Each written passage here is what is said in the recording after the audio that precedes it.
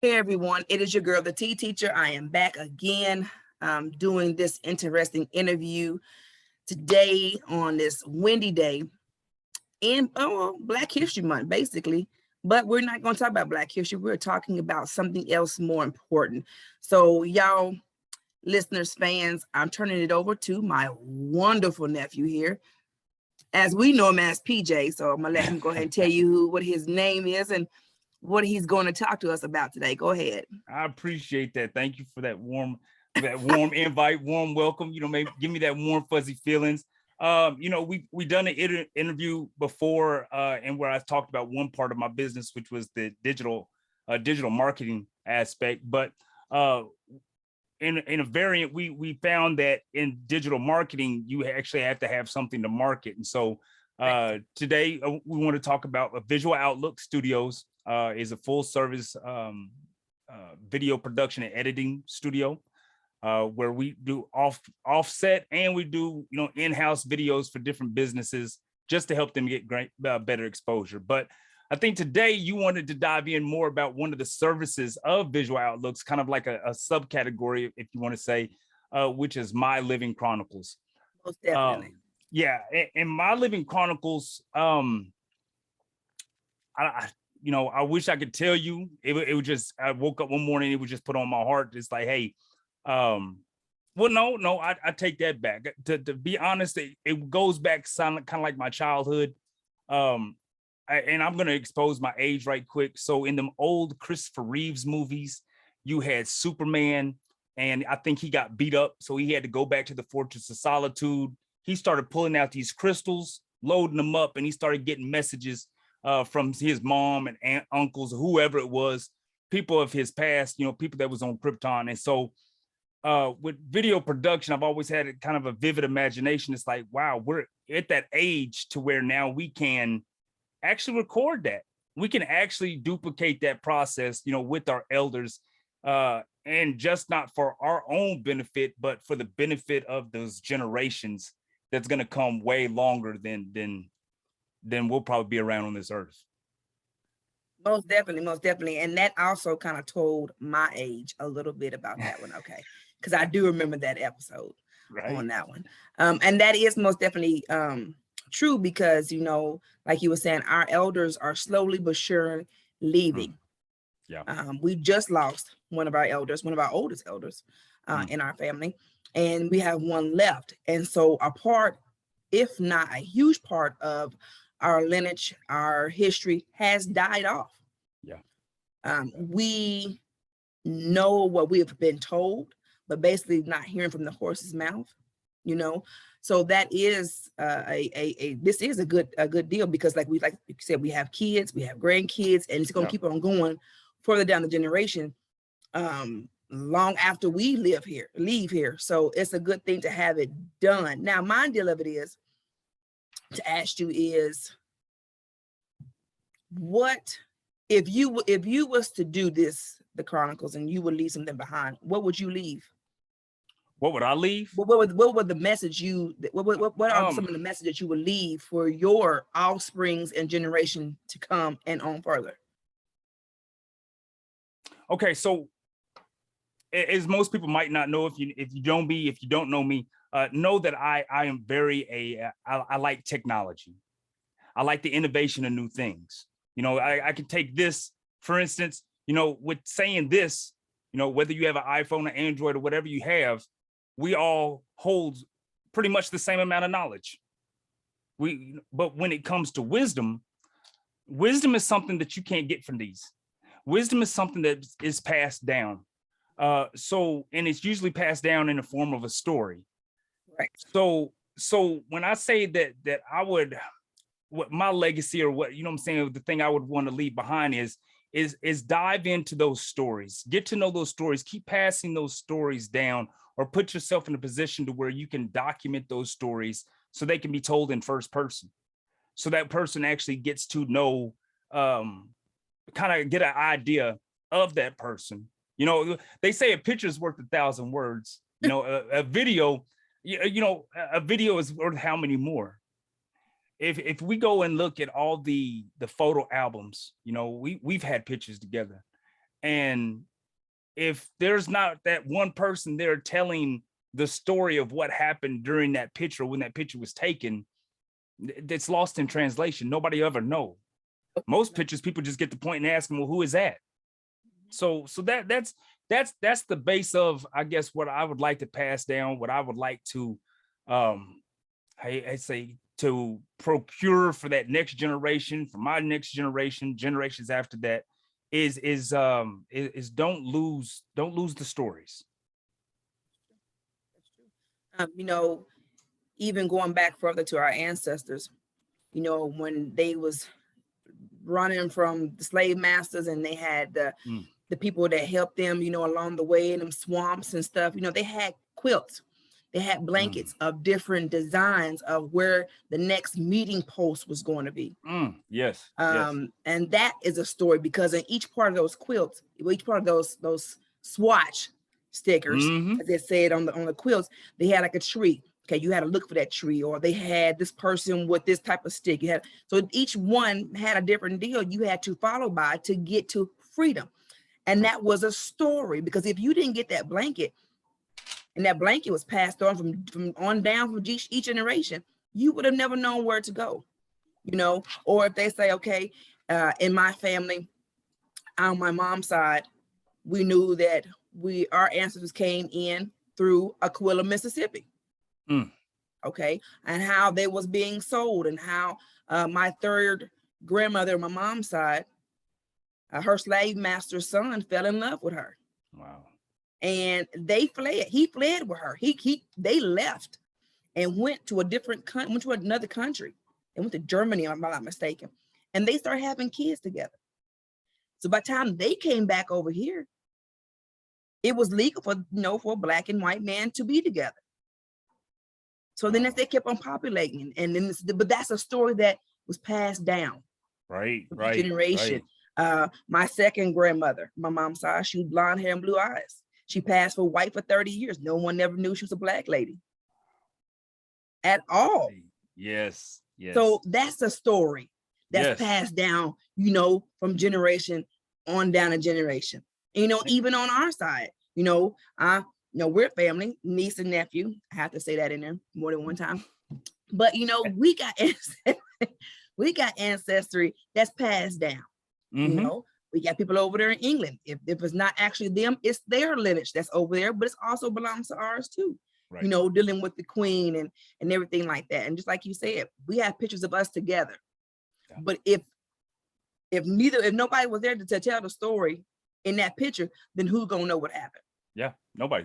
No, they're gonna speculate. They're gonna speculate. They're gonna try to put, you know, I mean, put two and two together, you know, and I think we spoke about this, you know, we get the idea, and especially when it comes to pictures, just a factor. So there was color film a lot of the time when we start seeing some of these black and white photos and images. Now black colored film was a little bit more expensive. So if you was, you know, I mean, you couldn't afford colored film, then you did the best you could and you got the black and white film.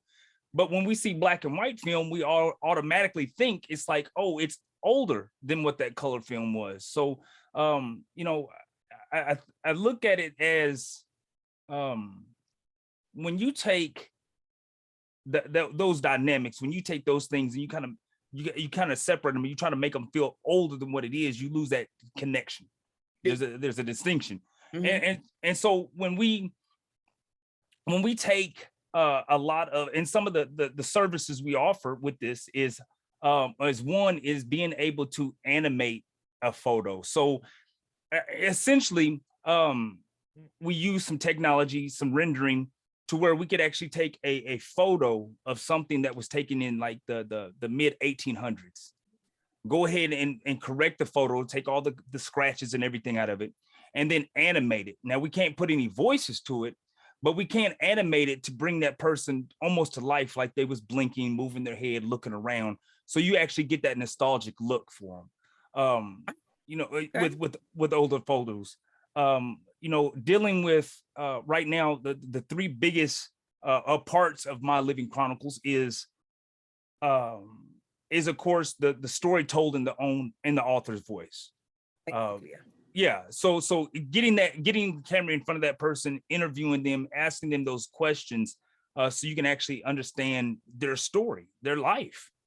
The next is what I like to say is the Lovebird special, where we take couples, then you want to know, it's like, hey, where did y'all meet? Dive into, what was their story together. And then finally, in the Remembrance of Me, is when someone has already passed, but you actually have those siblings, or you might have had some children that they all want to get together and tell those stories, kind of document what their life meant to them. And so that also can be a tribute to them, so that it can be passed on down the line. That's sweet. And because, I would like to know, what are your grandfather, my dad, what was it like for him growing up? And another story is passed down as being, my dad having some ties, with some famous mafia people. We just gonna leave it as that. What was his insight on doing gun running, or oil field, and knowing that he wasn't all the way black, or wasn't majority of being black? I mean, how was it growing up with his father and mother, knowing that our grandmother, your great grandmother, was, she couldn't speak? Was it hard? I mean, because I would love to have known what they went through in life and how they handled it, and how was it growing up, like, back in those areas. Because I do have a couple pictures of my dad that's in black and white. Right. That I would love to see, it brought to color. But, just thinking about it, one of them, I asked my mom when she was alive, what year was that? I'm thinking like in the 50s, 40s, because they had the button down cap and, just looking, just, my God. And she was like, Nika, that was back in the 60s and 70s. I was like, what? Yes. He looking like this. So, it was crazy. And then, what was his outlook on having kids? Was he ready for kids? Did he have a certain number of kids he wanted to have? Did he just want to have kids by one woman? So there's a lot of questions that I wish this type of technology would have been back then. Right. So we could have captured more interviews, more history, and more stories. Then now we can look back and listen to them, or hear them, or, see the pictures move and blink and all this and smile. Right. I would say one of the biggest struggles, if anything, and it's not a struggle that can't be overcame. It's just in I guess making people comfortable enough, not just to air out their dirty laundry, but to show being vulnerable is actually a strength. To show that, hey, yeah, you might have went through this. Speaking about, some of our lineage, they might have went through and understood what the one drop rule meant, what Jim Crow era and all these things, how it affected them. But for them to actually sit and open up about it, instead of, just bottling it down and trying to just get through like it never happened, to be able to open up about it, it actually would give more insight on how to handle some of the issues today. It would be a more of an easier way to handle it. Yeah. I didn't really think about it like that. I know, like, listening to my grandmother on my mom's side, she told a lot of stories, a lot of stories that she had to endure, has been in the cotton field and corn, and having to work for other people, and just some of the stories that her parents had to go through as being slaves. It was hard, being in the in-house, a field slave or a house slave, and you couldn't tell them people no, because if you did, you could lose your life, a limb. They're gonna take it regardless. So as growing up as being multiracial, I've heard a lot of stories, and it sad stories, good memories, sad memories. But I just wish that it would we would have known more of it, I guess, at that time. It's like you said, people start trying to hide secrets. I mean, because they're gonna come out regardless if you hear or not. And I think I wish it would have came out more in depth if they would have just told us, hey, up front, instead of hiding the secrets. Well, I can't tell don't tell the grandkids this, or don't tell the kids this, and keeping things under wraps to where you let it come out. I mean, it didn't happen. It's going to happen. We're going to experience it. Let it come out. Yeah. Because like I said, we have kids, and half of our kids don't know half of our family members, because why? We don't never like getting together. And if we do, there's some stank going on. There is attitudes, there is segregation, and then you got 5 different or 6 different parts going on, and you like, well, wait a minute, who's your part? And like I said on my live one night, well, a couple of nights ago, a couple of nights ago, maybe not last night. Well, anyway, we was talking about like different hair textures. That's how, to me, I see our family on our dad's side. You got the Cantu hair texture, you got the Just For Me, or you got the Blue Magic, or you got the Royal Crown, or the BO5. It's just we don't know how to all come together and work together. And while you bring that up, I mean, colorism and and the idea of being separate. They came up with that saying, divide and conquer for a reason. And I think this goes back to like Roman days, to where if you can put a separation, or allow people to put a separation either in between class, race, or any sexuality, whatever you want to do, then someone was always going to try to assume the dominant, and someone was always going to assume someone to be the submissive or the subnet.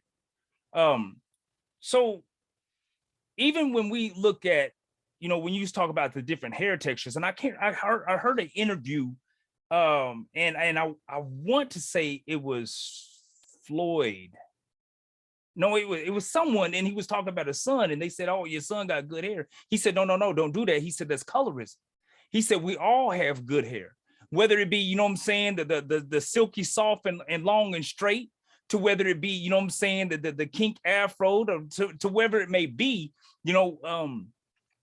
that we all have good hair. It's just a different type." Right. That's right. Right. And so when we start taking away, when we start finding the beauty, in the difference of people, we'll stop trying to separate and stop that how you say that old way of thinking of, oh, well, because we're separate, there has to be a higher or lower. No, they could be separate, they can be different, but it can all be on the same plane, because there's going to be something beautiful and everything different. Right. That's right. You're true. That is true about it. That is. Yeah. And I've heard of interviews, dealing with hair textures and stuff like that too. And that is due, because, everybody have different hair textures, but it's all the same. To me, it's all the same. Now, when can we look for this coming out, and where is it? How far are you trying to get this to go? So not to put the cart before the horse. We've already might trip out. Yeah, we've already started taking bookings. So we are open, for the public. Right now, we're not taking any, because we're trying to let this whole COVID thing pass. Oh, yes. So it's going to be easier for us to come to the client. And so a lot of the questions that we've got is like, how much does this cost? Well, it depends on the scope of the story. Excuse me. That was my next question too. When was the booking and the prices? Yeah, and it all depends on the scope of the story. So I mean, if you have a simple one shot frame, we're just going in and come and talk to you, that's going to be a different price associated from hey, look, we want to get some footage of our old family plot, our old homestead. We want to get, we want to throw in some of these pictures of, it kind of like breaks down the family tree of how we got to here. These things can't just all be just say, hey, look, we're just going to clump some and lump everybody's story together and just give you one set price. Because I think by doing that, it gives you, it doesn't give the storyline justice. So, but I will tell you this, you know what I'm saying? We are making this affordable to where, you know, anybody can partake in this. I just don't want this for a one type of class. And here it is, because somebody can't afford it. Well, their story doesn't get told. No, we're not going to work like that. So this is going to be something for everybody. Right now, we do have the Facebook page, My Living Chronicles. You can check that out. We're working, building on the website. Just bear with us. The website is coming. I'm trying to one of the things before I'm trying to think of everything that's been asked that I can go ahead and tell you. When it comes to the recording, okay, so we know that people lose these and CDs get scratched. So we actually offer cloud storage. So with a link, this link can actually just go straight to your folder with all your assets. So that way it can get passed to whatever family member you have. They might be able to download it, but they can't take it from that locker. They can't take it from that folder. So that way we're always going to preserve that for you. So because we know things come up missing. Your computer might get corrupted, or you know what I'm saying, or something might happen. So to have that backed up to where, you know what I'm saying, it's like, hey, you still have access to it. I think it's very important and very reassuring, you know, to where. So basically like a museum of memories. Exactly. But with your own login, with your own link, to where it's not public, but it's designed just for you and your family to go in and partake on that. So, and two, you know, you can't, now I'm just asking, you can't have access to nobody else's memories. No, unless they give it to you. Two, another question is, how far are y'all willing now, once the COVID has died down or whatever, how far are y'all willing to travel? And is traveling too far? Is that costing more money for this project? Yes, there will be a mileage fee. There will be an associated cost if we do have to travel. I do have plans on networking with a few different videographers across the country, to where we're going to try to make this, if me, myself, and I, you know what I'm saying, can't make it there specifically, well, the interview and everything can still happen. And then all the editing rights and everything, we'll do everything we can from here in-house. And then, you know, and then be able to give you the access to your video, to your assets. You know, there's been a few talks, and we've kicked around the idea of offering some add-ons as far as getting licensed music releases. So if like my great grandfather, if he had a favorite song, to where we can actually, you know, incorporate that into that package and run it along with the video without getting in trouble with, you know, copyright laws or anything like that. So we're taking the steps and the measures to make sure that we're doing this. We're doing this right, morally and legally. Yeah, don't want to get sued. Yes, yeah, no. Don't want to get sued, because I'm gonna tell you, look, it was not my idea. No, I'm joking. No, but I do feel that this is something that, like you said, anybody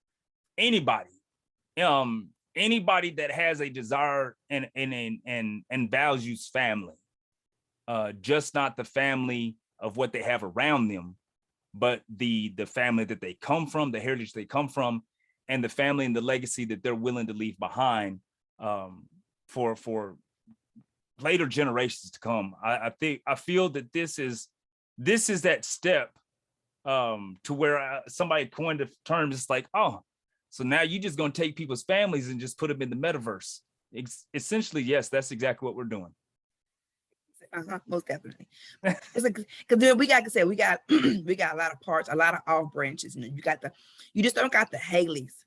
You got the Wilsons, you got the Lawsons, you got the Fustons. I mean, so it's just not just at one bloodline. I mean, you got like just branches and sticks and twigs and leaves and fruit. So our whole tree, if they do not know, our whole tree is humongous. It's not just a little small fig.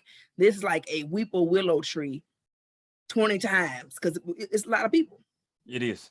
A lot of people out there, and especially, you know, when we got family members that like having children and populating the universe. And so, you know, and so that's many more other tree branches to come. And that, but that's a good thing, you know, because, you know, you got to leave your legacy somewhere. And so that's a good thing, because like I said, we have a lot of pictures, but no stories to go with it. And so, like I said, you know, we getting ready to be a grandparents again. And our next grandchild will be born October the 10th or October the 11th. And so that's something. Again. Thank you. I know it's gonna be looking just like his grandma, but anyway, you know, but that's that's something that I would want to, when our grandchildren get older, they'll have that, you know, and then they can pass it on, and they keep passing it on, you know, so they'll know who their family is. And when we was having our kids, you know, I used to be worried about, you know, because we don't know each other, because we live so far off, all the families are not close together. What if our sons get older, our daughters get older, and then they start trying to date their cousins and not knowing that this is their cousin, because they don't know who the family is, or don't know the history or the stories or whatever. And so that was always my deal. You know, we knew each other because we was in Enid. You know, we know the Enid family, but when you go past that, that's something that we don't know. We've heard stories, but never known the full actual from the horse's mouth. Put it like that. Have you ever heard the quote, history has a tendency to repeat itself because people didn't pay attention the first time? Yes. Okay. Well, even with that, you know, it's like the bit of wisdom that you might get from a story of someone, you know what I'm saying, a member that's here still today, to where you have that aha moment, like, wow, I never knew that. Or something, you know what I'm saying, from a family member, say for instance, our great grandchildren, you know what I'm saying, watch our story, our great grandchildren watch our story, and we say something to them. Yeah, we can trigger something in them. We can give them just not wisdom, but we can give them that moral compass to say, hey, wait a minute, I did this wrong. I thought this wrong. I was taught this wrong. But this is now the way that, you know what I'm saying, I'm now seeing this has to go, and why. Most definitely. And I feel that when you can give that, you know, I'm a history buff, you know, and not to, you know, I mean, poke at anybody's heritage or anything like that. That's not what I'm doing. It's just an example. You know, some of the kings, the great kings and queens of England, they were so, I said, caught up in themselves and keeping their bloodline pure, to where, you know, the thought of incest, you know what I'm saying, was introduced into their family, just because they didn't want that bloodline to circulate. And now you start having mutations and deformities, you know what I'm saying, in their bloodline. And this is why. I'm sorry. Yes, that is. I mean, this that real. Is true. That's nasty, but it is. They didn't want the bloodline to be tampered with. It didn't. So, I mean, here it is, to where it's like, you know, we don't know what, you know what I'm saying? One, nobody is going to know what the future holds except God. But here it is, you know what I'm saying, to say, hey, wait a minute, look, this was tried. This did not work out. Do not go back down this road. And this is why. That'd be kind of scary, you know, to to listen to family messages and stuff, and then come to find out that's knocking at your front door, that the bloodline wanted to stay pure. That's just like, are y'all serious? Are you sure this is my family? Yeah, that makes you kind of think. But it is true though, back in those days, like you said, it goes way back further. They did not want the bloodlines to be tampered with or to be, you know, mixed with. They wanted, and that's when they was, you know, titillating everybody else in their family. It's just to keep it together. And they was wondering why their kids came out with 6, 8, 9 different toes and missing a foot, or they, you know. So that is something to, and but that goes back to also being as, if they in their right mind. Is their mind together? Because remember, we talked about that earlier about the temptations. Yeah, that's a sick temptation, but some people's mind is like that, to think that's normal. And it's not, because I don't care how much you do all that, your bloodline is still not pure. It's damaged. Exactly. So we're how you say we're people, and I hear people, you know what I'm saying, focus about, you know what I'm saying, a question a lot's always came up, you know what I'm saying, if you could go back in the past and change something, people always want to go back to the past and do this. It's like, well, it's like, don't cast thought on the past, cast thought on the future. So if we could essentially take, you know, like I said, the conscience of what we have now, you know, they say it takes a village to raise a child. We've heard it. We've raised on it. So if we, you know, give that village more of a voice, you know, I can only imagine where I might be a little bit in life now that I have some understanding, now that, you know, it's like I'm more acceptable to, you know, that grooming, where we might be if, you know, the more the Indian side of our family was around, you know what I'm saying, to talk more, you know, more of these, more the indigenous, more of the ones that knew, oh, well, hold on a minute, you cut your elbow, you burned yourself, you know what I'm saying, here, just take this. You know, now you're looking at, you know what I'm saying, actually introducing more of a herbalistic, you know, society, more than, you know, your pharmaceuticals. Now, all these stories, you know what I'm saying, that can come in that can benefit us, that we've been almost separated from. Some even been ashamed to even admit. But yeah, these are the roots that we have to get back to. Definitely. I can't remember a time that you know how your parents tell you don't go outside with no shoes on because you're gonna cut your foot. And so I'm the type of person I like going outside with no shoes on. I do not like shoes. I like letting my toes. Yeah. And so we lived in Enid, Oklahoma, down there, as they used to call it, the Ville. Okay. And we was outside. I was outside playing with no shoes on. I cut my foot from one end to the other underneath, and like to the bone. Ooh. My mother didn't take us to no hospital. She didn't. She packed my foot with charcoal soot. She made a paste, and she packed it real good, and she wrapped it. And do you know, to this day, I'm 41 years old and do not have a scar on my foot. Similar situation happened with me. It's like, man, my grandma bought me this He-Man bicycle. It was like almost like the first. Oh, yeah, I love that bicycle. Me, yeah, it was He-Man.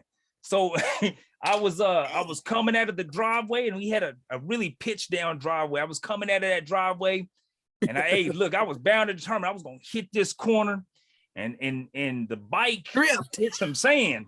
It hit some sand, and so the bike went one way, and I went the other way. And when I leaned over, it's like I caught the curb, and then like the whole side of my face, you know what I'm saying, was like almost road rash.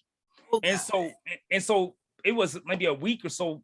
I went down to her sister's down in Magnolia, Arkansas, and she's the oldest of all the 15 kids. Wow. She was the oldest. Goodness. And so I went down there, and immediately she started taking pieces of aloe vera and applying it to my face. And to this day, there's no scarring, you can't see anything. But she knew that from them stories of way back then, of how to, you know, and of course, I guarantee if you're helping raise 15 kids, you're going to learn some tricks of the trade. But that's like you were saying, being torn from your roots, being torn from old school ways. Yeah. Instead of, you know, always medication.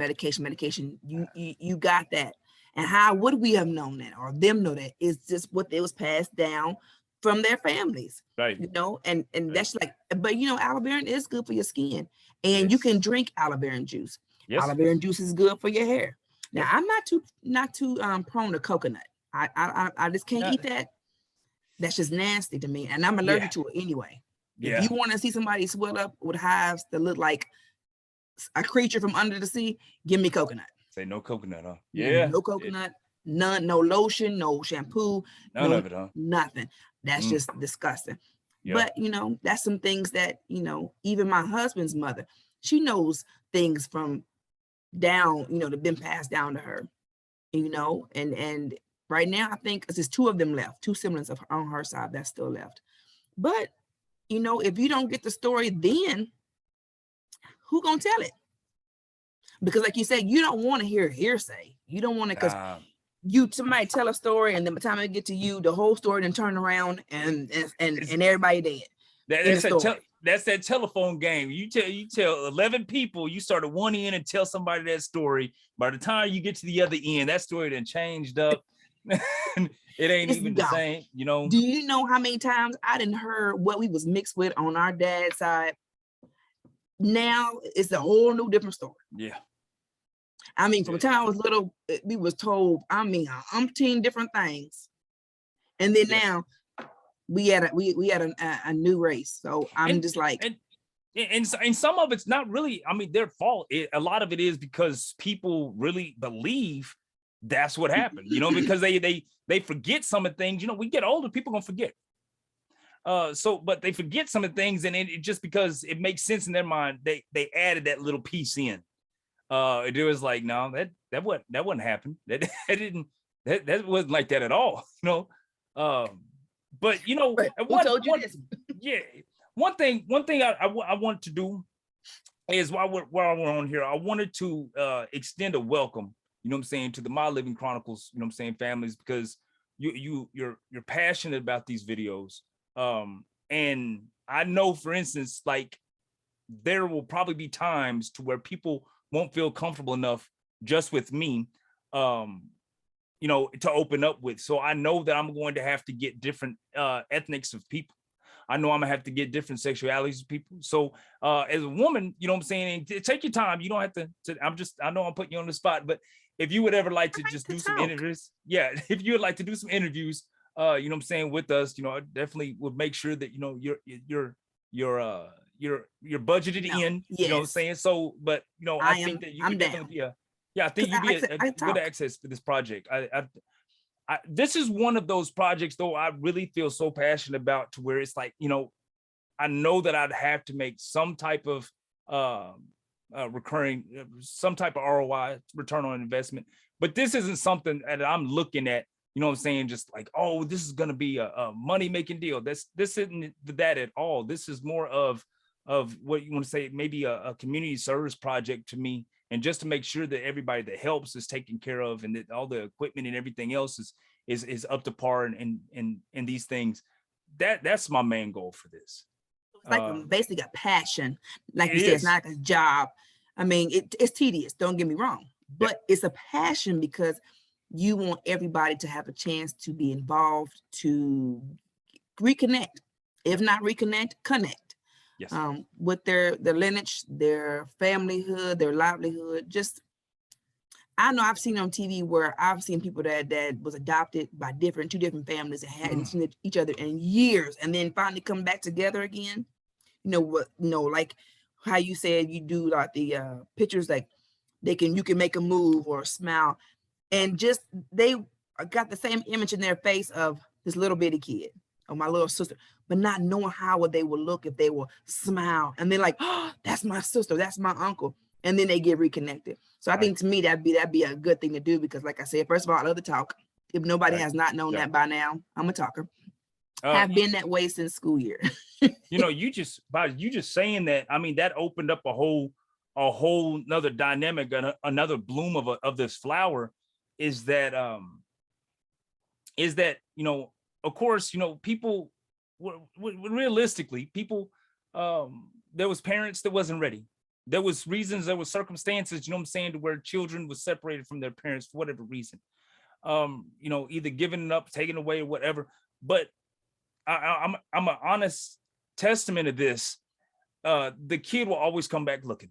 If he knows, he will come back, or she will come back looking, because they want answers.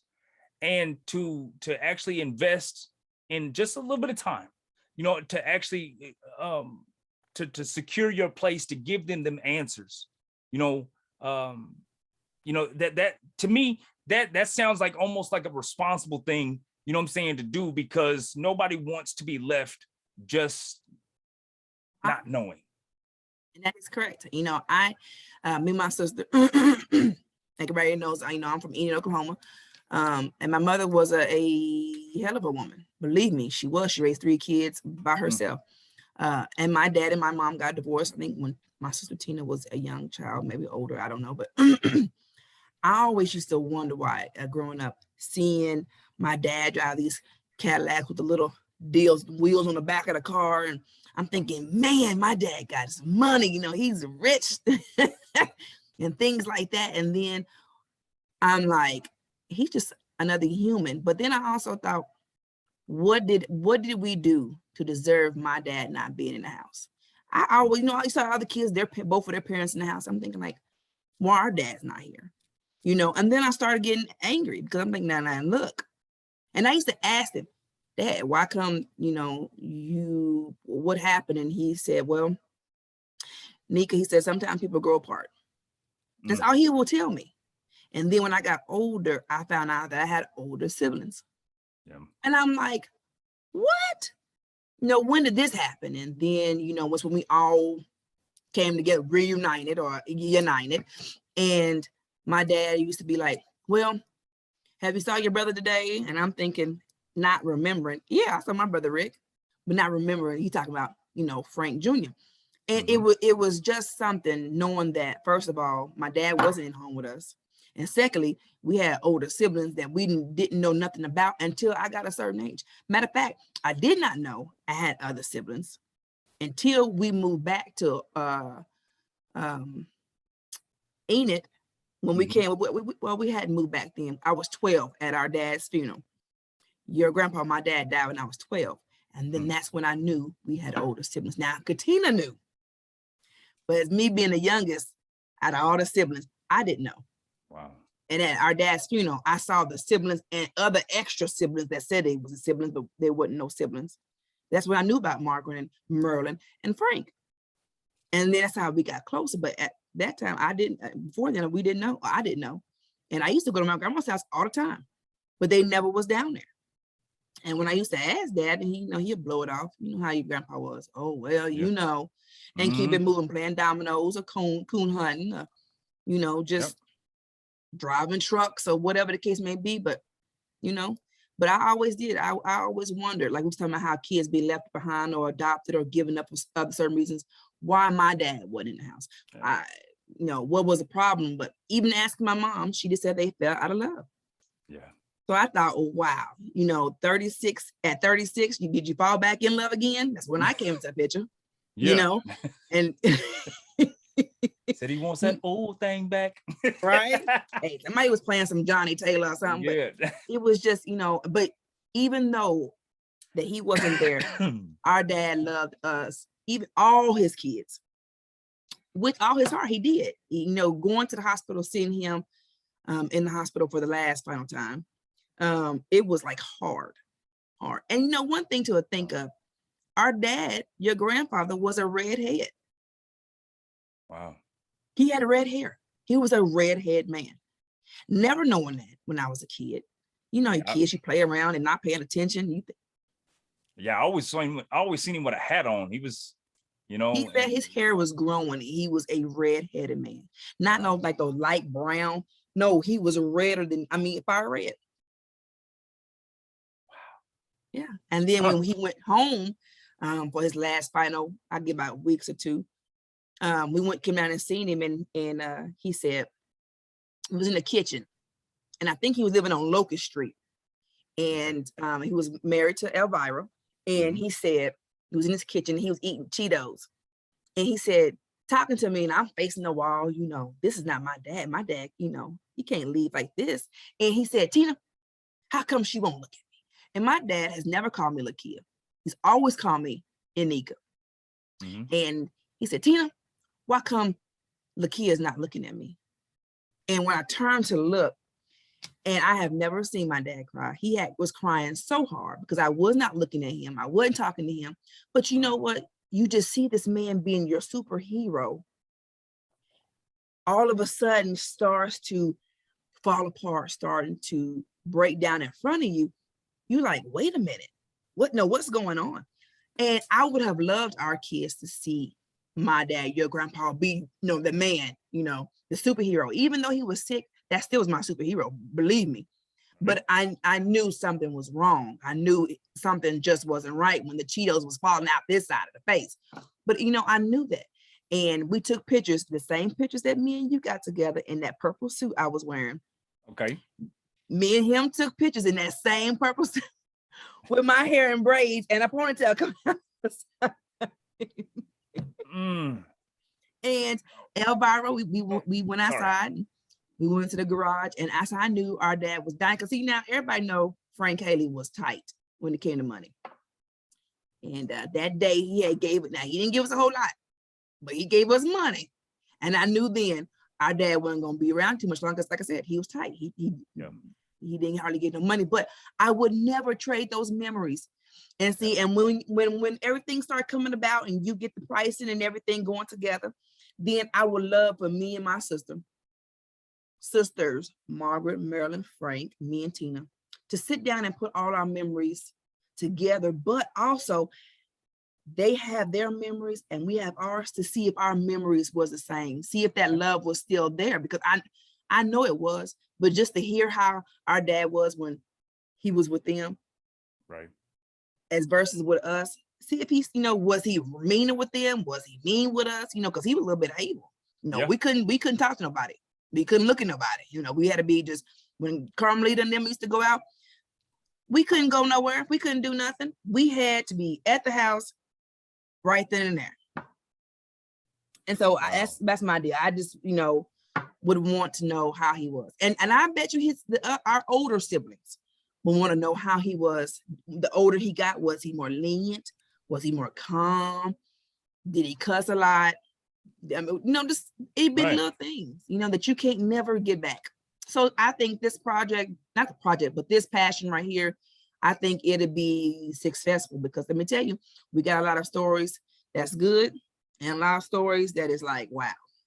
Yeah, with this, you have to take the good with the bad. You got to. You can't. You just can't. You can't ignore one side. It's got to be the yin and yang together, because that's what makes it real. That's what makes it, unscripted. That's life. You know what I'm saying? The unscripted decisions and choices of what was made, that was recorded. It's like we all have those memories. Those are our recordings of the recollections of things that we've done or the things that others have done. That's right. And to get us to acknowledge those recordings enough to be able to pass them on for the benefit of the love of family, the love of not to be shamed, not to, so anybody can do one of these, nothing like that. No. But to say, it's like, hey, I loved you enough to say that, hey, look, I know, and I'm not trying to be morbid, but I mean, I would just like to be realistic, is that everyone has an expiration date. We don't know what that date is, but everybody does. It's inevitable. So to take those steps and saying, hey, I need to do this. It's a small, a small thing. I need to do this just for the sake of saying I love you for a future time. Just not to you, for somebody you might not even know. That's right. And I made sure, when we start having our kids, I make sure because like I said, at that time, our mother was already gone. She died when I was 17, she died in 98. So, and then our brother, he died in 2000. So when we start having kids, Tina's kids knew our mom and knew Rick. They didn't know their grandpa. So when I started having kids, we made it a pact to where we will show our kids, as young as they were, this is your grandma and grandpa. These are your uncles. These are your aunts. Even Margaret and Merlin and Frank. We made sure they knew who their aunties, their uncles was, regardless, if we all didn't get along, the kids, their nieces and nephews would know who their family was. And I think that I think you just hit on the nail, the nail on the head, is that one thing that we can rest assured on is that as these generations start passing out or start, moving on, that next generation, kind of like with us, it's like okay, that was y'all's food. I'm not, you know what I'm saying? I'm not carrying that Do with torch. us. Yeah, it ain't got nothing to do with me. I'm not carrying that torch. I didn't sign up just because I'm on your bloodline. I didn't sign up to this, you know what I'm saying, to carry around a whole bunch of burden, a whole bunch of, you know what I'm saying, strife and stress on my life that I have nothing to do with. That's right. That's true. Because like I said, I thought we was just, I knew we was related. I just thought, you know, we was distant cousins. And then when it came out, we was aunts and nephew. I was like, what? Are you sure? Him? Yeah. Yeah. And then you said, yeah, she's gonna make it be known I'm her nephew. Yes. Okay, because I have that privilege. It's a privilege. And to all my nieces and nephews, it's a privilege. Like you said, you know, what one sibling goes through with other siblings, the kids, the nieces and nephews have nothing to do with that.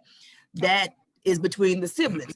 And like I told my brother's daughter and son before, well, son, we found out that Rick's son got killed in 2012. So we never got a chance to meet him. But like I told my niece, regardless, my love don't never change. Our love don't never change for our nieces and nephews, not even for our siblings. Yeah, we argue and fuss and fight, but you best believe at the end of the day, if that sister or brother say, hey, I need you right now, I'm dropping everything. And I know my other siblings would too. Yeah. And that's just how the love that we got for one another. Now we Frank's kids. You best believe that. And that comes out sometimes. More likely in our looks, because the older I get, I never knew that Dad had freckles. But I tell you, the older I'm getting red freckles. My mother don't have freckles. My grandmother doesn't have freckles. It's coming on our daddy's side having freckles. Wow. And I'm like, wow. I'm like, what, red? Yeah, I have little bitty red freckles. Tina has them too. And I'm thinking, okay, this is something different. Yeah, that's that lineage coming through. That's it. I'm saying the closer you, the further on down the line you start moving, that's that lineage just coming straight on through. It does. And the more and more older I get, the more I talk. Everybody say I talk more Southern. I don't know how, but I guess I do. Hey, I'm just who I am, and who I am is what I am. So I just go with it and just keep doing it. Like I said, this is going to be a wonderful deal to do, and I am down to do any interviews, whatever I have to do to get this done. I'm trying to think how it was said. He says, I'm who I am because who I'm not, I'll never be. And also, you know, don't ever forget where you come from. That is true. Because how can you forget where you come from or go where you going if you never know where you come from? Yeah. You have to be. So y'all, I love this interview. Sweetly, it's been amazing. Y'all get with him, go check him out. He's on Facebook. Give him your information before we leave. Yeah, right now, personal page is it's Ray Isaiah Lawson. You know, I've had that page kind of, well, you can apply to be a friend on there. But for the public pages, you know, we have Visual Outlook for the commercial film. Of course, My Living Chronicles on Facebook and Instagram for, you know what I'm saying, your legacy videos to capture those stories of your family. And of course, if you need any type of marketing advice, consulting, or, you know what I'm saying, or just need some services, you can always reach us at digitalworks.io. Yeah, I've heard it here first on the T Teacher podcast, and we'll be up on the T Teacher YouTube channel. And it's going on the Good Morning with Anika White. And if y'all wonder who that is also me. I know I have different personalities. No, I'm just joking. I'm just joking. I don't, but that is my name. I'm always will be a Haley, but my marriage name is White. So, but go check him out. This will be a wonderful deal, y'all, to pass down the history, pass down the message from family generation, and let it keep going, because every story is a testimony. Yes. And if testimony is a story, so let it go, let it flow. I appreciate you, you know what I'm saying, in this platform. Thank you for bringing me back on again, you know, and definitely. Yeah, definitely. This ain't gonna be the last time. I'll stop back in. You know, it's like I said, there's books, there's other things that, you know, I feel in our future that, you know, that this is a good start. Most definitely. And y'all, excuse the little tongue tied on him because he's so excited talking to his auntie on live. So, so y'all just excuse that. You know how family is. And wait a minute, I think you is the oldest, right? How old are you? 44. Yeah, I would thought. I'm 41, y'all. So yes, you know, just think how beautiful I am. That's why he's so handsome, because you know the bloodlines. Okay, y'all. Y'all stay tuned. More to come. Love y'all.